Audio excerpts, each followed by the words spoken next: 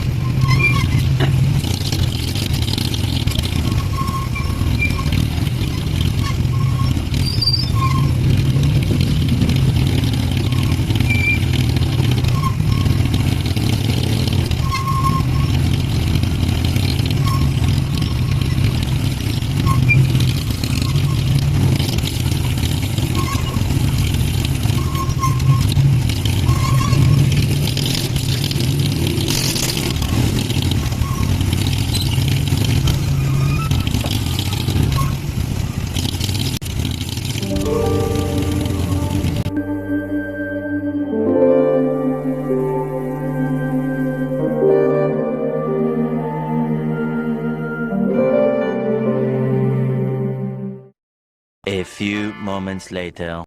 Yung mga kabungalos, no, nandito na tayo sa kanyang clinic. Shoutout nga pala sa aking cup, Piston by Logo Athletic, made by Dominican Republic. Ayan, nandito na tayo sa kanyang clinic at antayin na lang natin ang kanyang check-up. At ayan, tamang flex lang, surroundings. At eto na mga tol, no. Kung napapansin nyo mga tol, nakaano na siya, anong tawag pa dito, nakaswero na siya kasi hindi namin expected na 4cm na pala ang baby. Tapos ayan, update ko na lang kayo mga tol. Jeez. Tapos dito mga tol, no, may kulang kami, kaya bumalik ako para mag-withdraw. Pumunta ako ng Super 8, mag-withdraw tayo, tapos may bibilhin lang tayong ilang bagay sa loob mga tol, no. Hindi na tayo nakapag-video kasi strictly bawal mag-video sa loob bilang paggalang na rin doon sa establishmento at department store na Super 8. Ayan, on the way na tayo papuntang Super 8 Commonwealth. Withdraw lang, tapos may bibilhing mga ilang kagamitan kasi hindi nga namin expected na yun nga 4cm na pala si baby. Update na lang namin kayo mga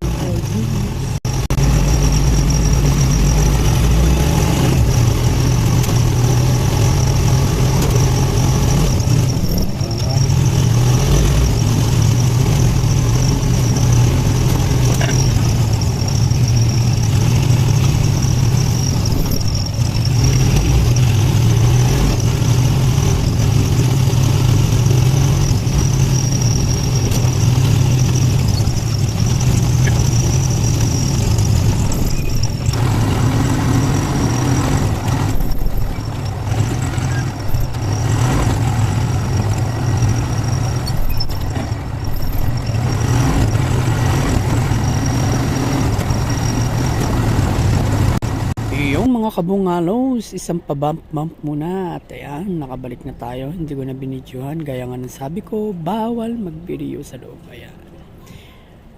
And still waiting lang kami dahil sa puntong ito is 4cm pa rin ang ating baby. Ayan, tamang singot lang tayo ng Vicks inhaler. Ayan, antay-antay lang natin hanggang sa maging okay na.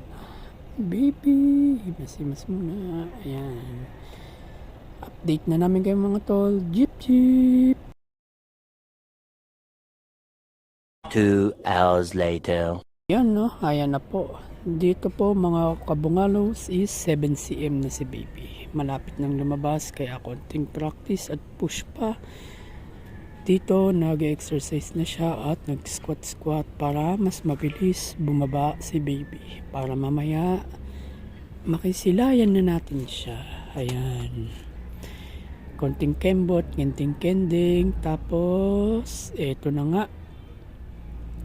Ayan. Preparing na kami ng gamit. Ayan. Medyo nababattery pa siya kasi medyo masakit na nga daw. Ayan. Piniprepare ng gamit. Tapos ipapasok na siya sa delivery room para doon na siya mag-labor. Ayan. Ayan po. Kahit nakaswero natin naman, napakalakas pa din. Kaya sobrang saludo ko sa kanya. Sobrang lakas niya pa din kahit ganyan. Nagle-labor na siya. 7cm mga tol. Update na namin kayo mga tol. Cheers!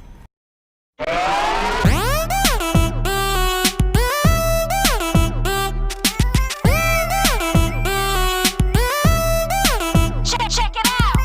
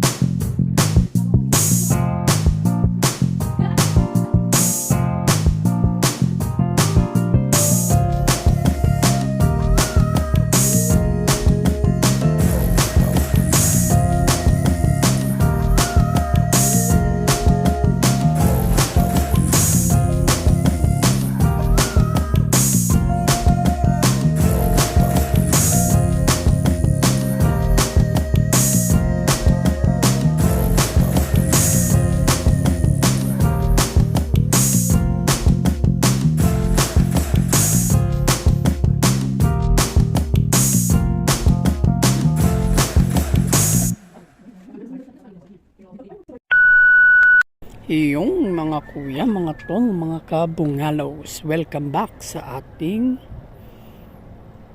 welcome back lang.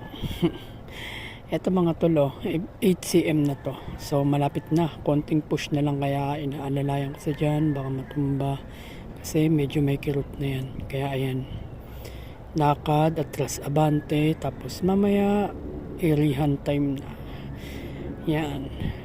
Nood-nood lang mga tol, malapit na, jeez.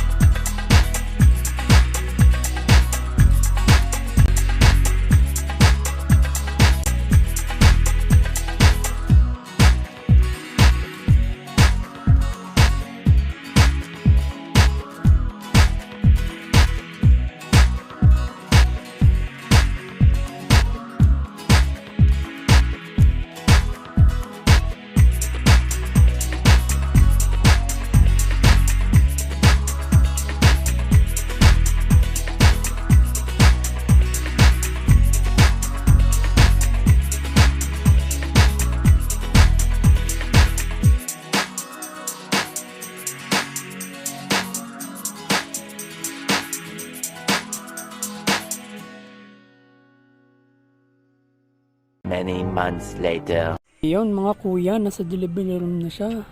Legit yung kaba mga tol, inaantay na lang natin siya dyan lumabas.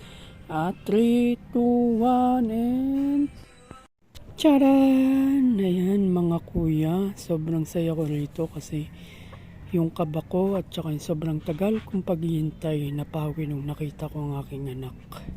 Ayan mga tol, sana patuloy niyo pa po akong suportahan sa aking mga vlogs at daily routine. At siya nga pala, sa mga gusto ng vintage cup at mga thrifted t-shirt like bootleg, meron tayo sa page Paya Cups and Trips. PM lang at please subscribe and like ng page mga tol, Bungalos TV and Paya Cups and Trips. Yun lang mga tol, jeez.